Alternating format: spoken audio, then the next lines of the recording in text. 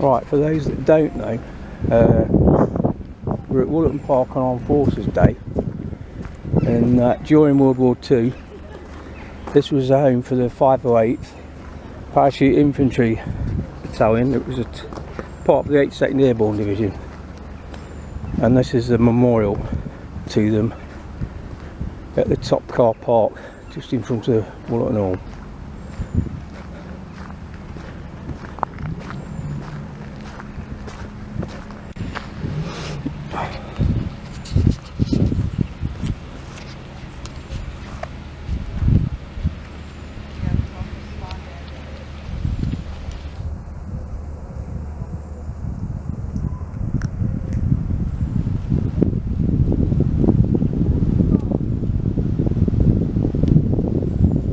Memorial's been in place for probably about 8 years. The original one stands by a lone tree in the middle of the park.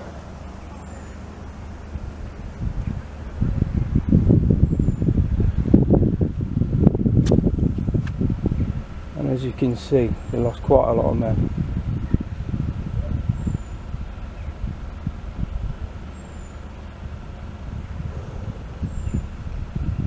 We've even got branch members that were young lads that used to jump over the wall and deliver fish and chips to them and different things.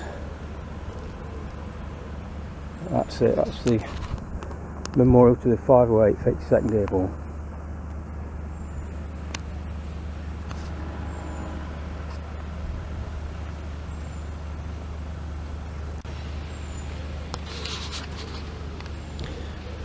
It was actually encamped down the bottom of the hill of the park.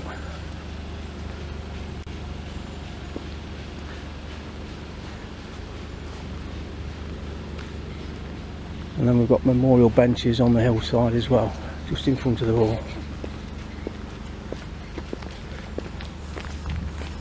You alright?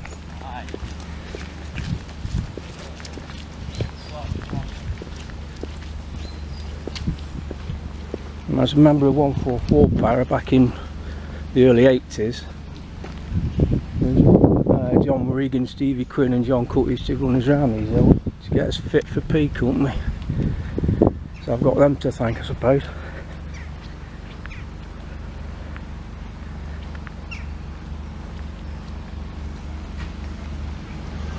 Most of the army units today are on the left hand side of the hill leading down. Unfortunately, there's no parachute units here.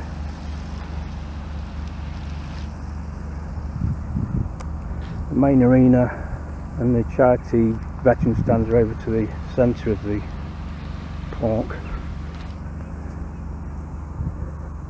And then at the top of the hill, it's the reenactment group from the 82nd reenactors. And yesterday, one of the logistics corps went to visit the stand and found a live mortar bomb there.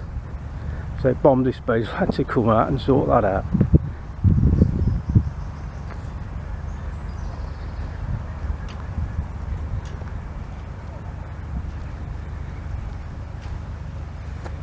So we've got 3 benches at the top and they're all dedicated to the 82nd.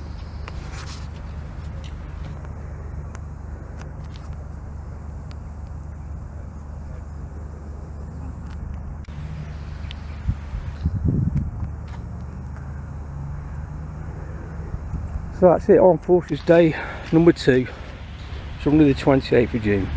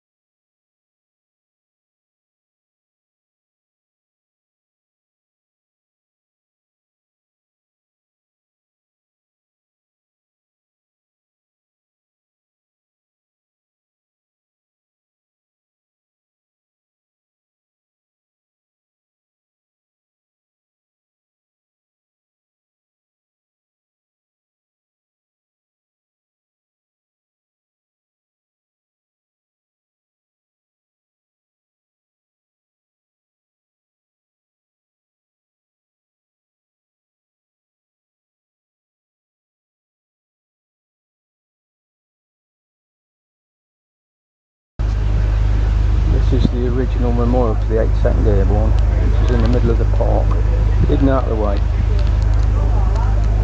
Which is a shame really. But they have got a new one there. Just show you the location.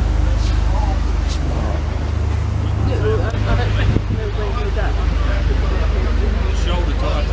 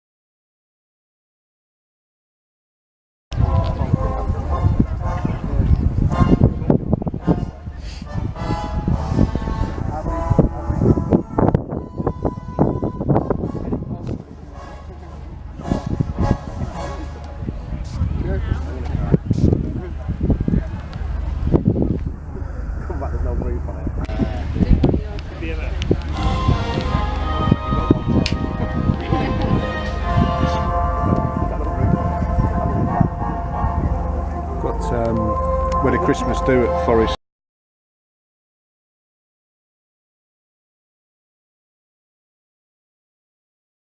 It's not Sir John, who's that? Is that the mayor of Nottingham City? It's not Sir John though. No. Yeah, he's NTV's Nottingham.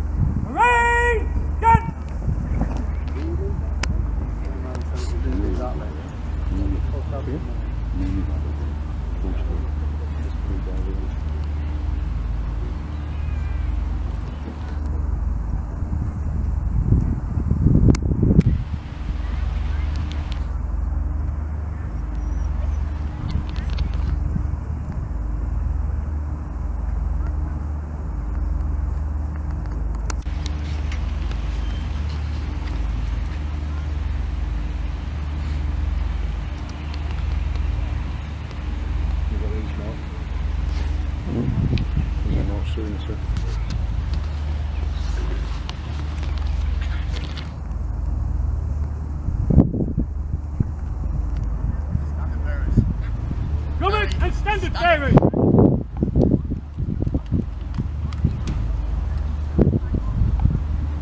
Right, this centre! Way! Back! I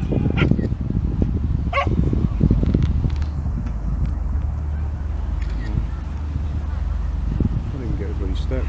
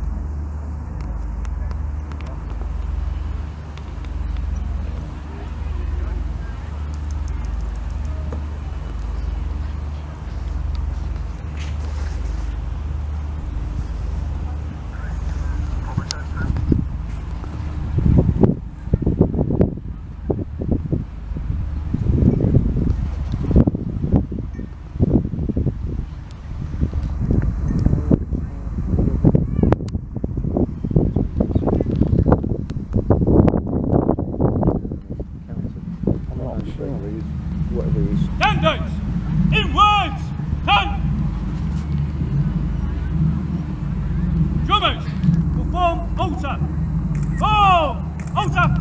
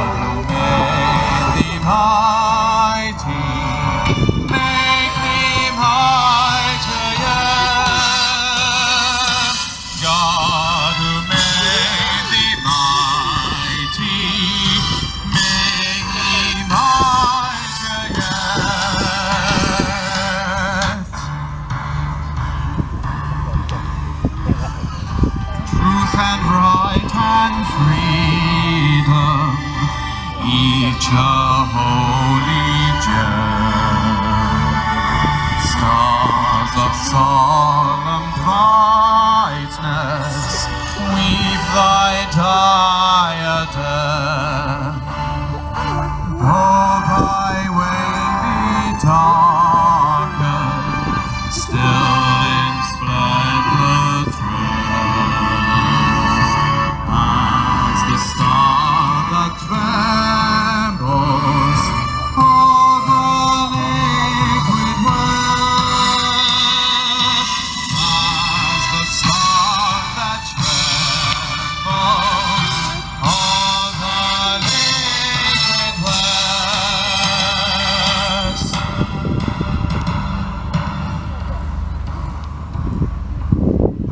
Throned amid the billows, floating violate,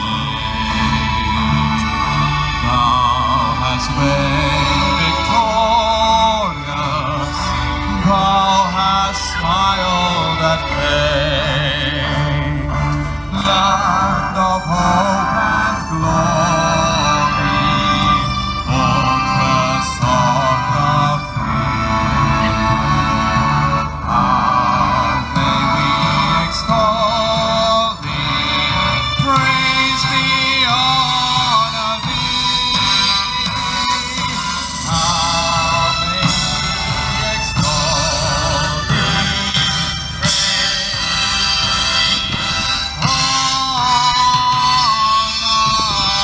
thee?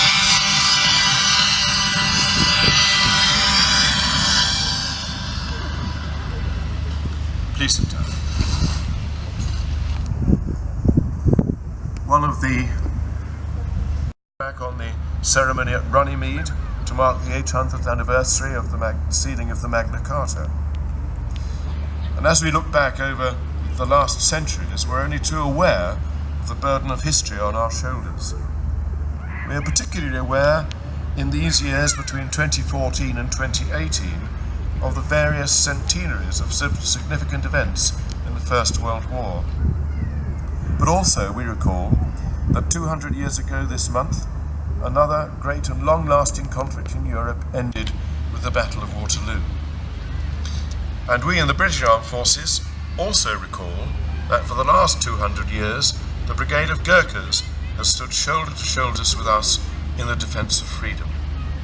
And we welcome so many of those who have chosen to make Nottingham their home. And as County President of the Royal British Legion, it's a great privilege to me for me to be invited to the Gurkha celebrations whenever they have them.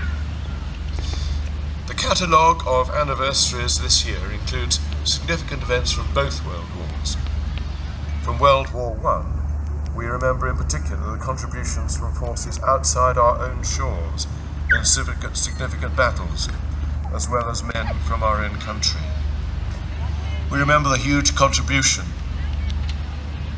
made of those from India and Nepal, who joined our troops in the Battle of Neuve Chapelle 100 years ago this year, where some 10 Victoria Crosses were awarded within 3 days.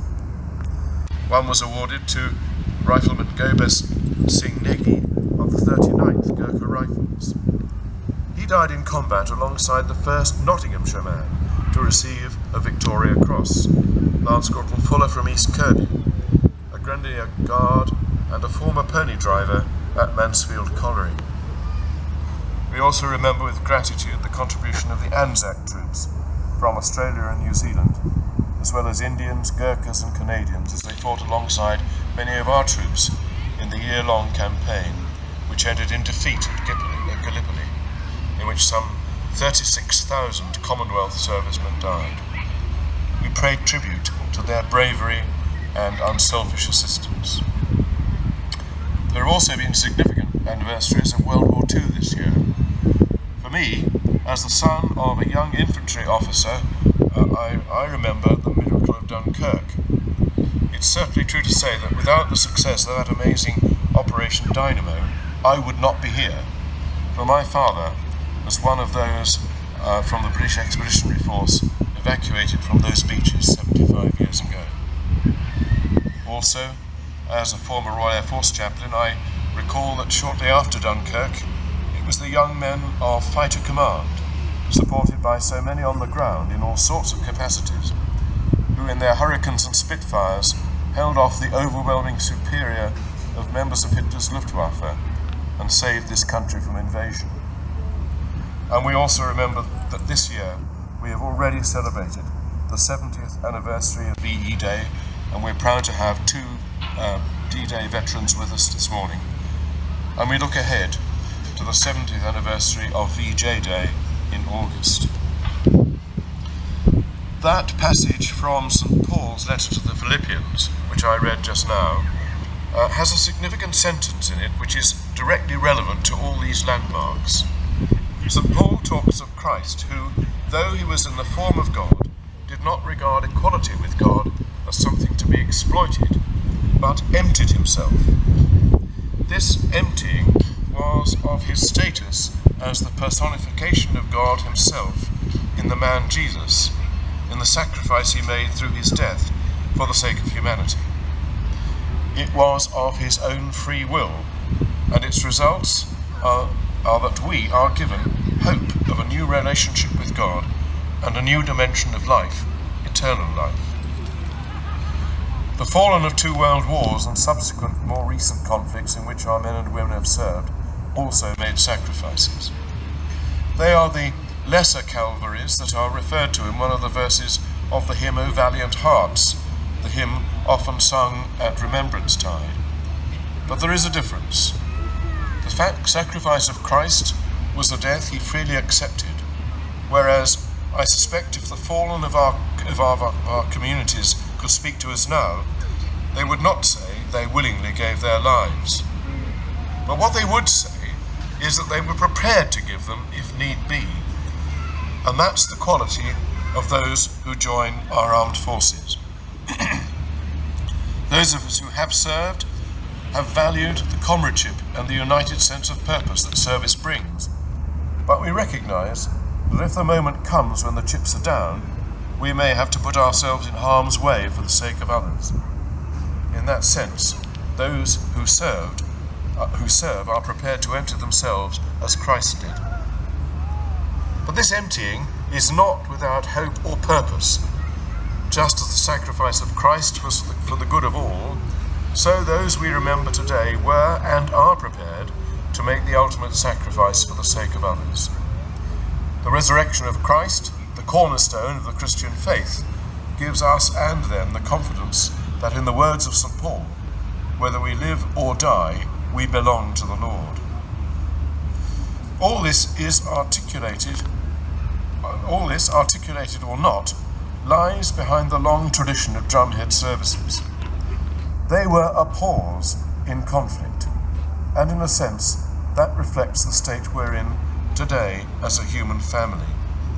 Sadly, the world is not free from conflict, as we hear only too often in our daily news bulletins, and these last 2 days have been a very tragic reminder of that. That said, the Christian faith is one of confidence and hope. Confidence that ultimately good will prevail, though not without the cost and commitment of those who call themselves Christians. So in our prayers and in this service this morning, we give thanks for the commitment of our forebears, especially those over the years who have served, and those we celebrate this weekend who are serving now, and we commit ourselves to work for the good of our human family, so that we may live together in peace and harmony. It's a task we all share, and here is where it begins for each of us.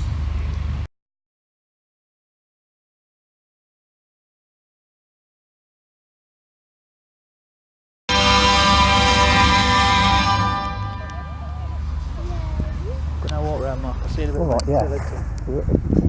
See where the flag is, we're at the back. Ah, right. Yeah.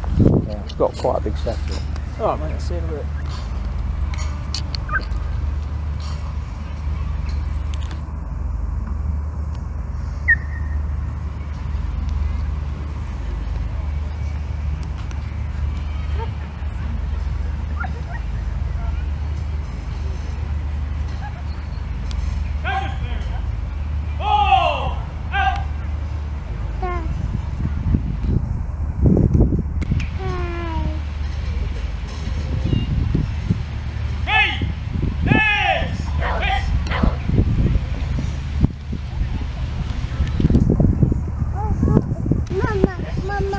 Well, ladies and gentlemen, thank you for joining us for what is always such a special time and an important part of the Armed Forces Day for you.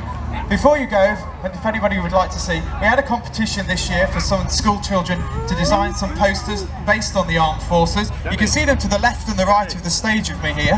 Now, we've got the winning children here with us today in the audience, which is really nice that they've come down.